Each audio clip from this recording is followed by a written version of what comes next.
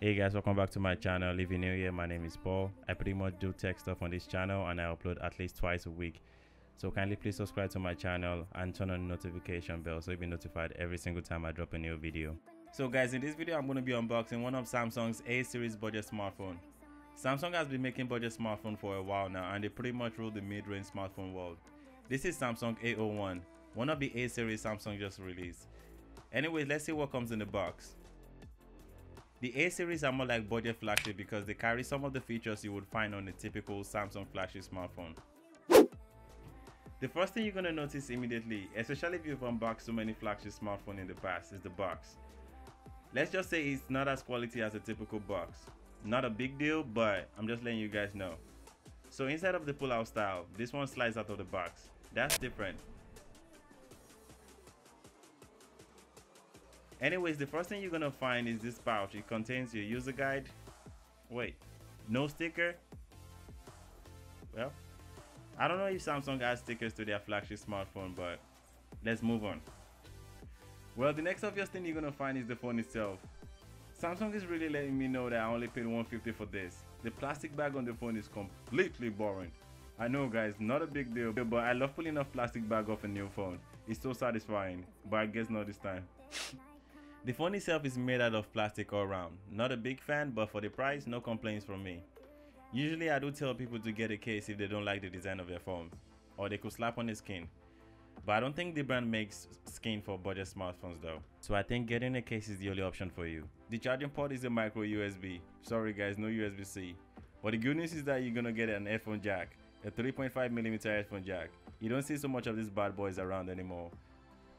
The speaker is placed at the back. You can already guess how it's gonna sound, but that's for the review.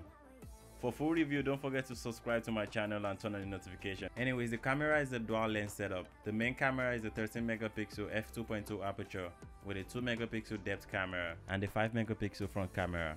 The battery in this phone is actually huge. I mean, not crazy huge, but it's a 3000 mAh battery.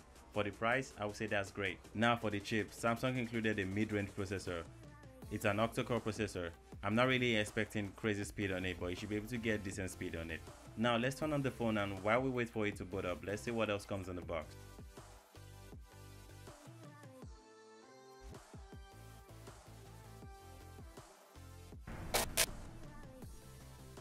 Well, next you get your micro USB cable, then your power adapter. Samsung did not really state how fast it charges, but you should be able to get decent speed on it. You also get headphones.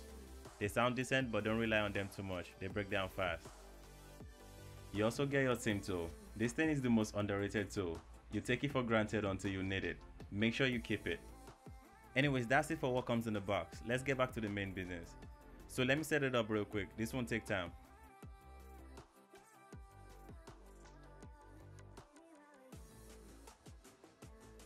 The display on this phone is actually not bad, but I'm not surprised. Samsung makes one of the best, if not the best display in the market right now.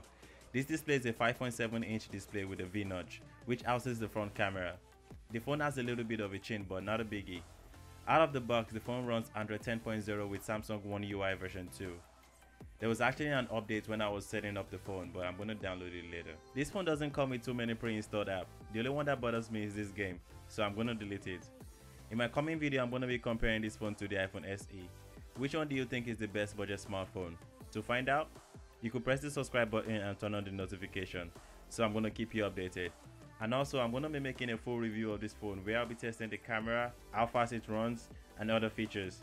So if that sounds interesting to you, you can also press the subscribe button and turn on the notification. And I guess that's it for this video. Like if you enjoyed this video, that will help me a lot. Thanks for watching and I'll see you guys in the next video. Peace!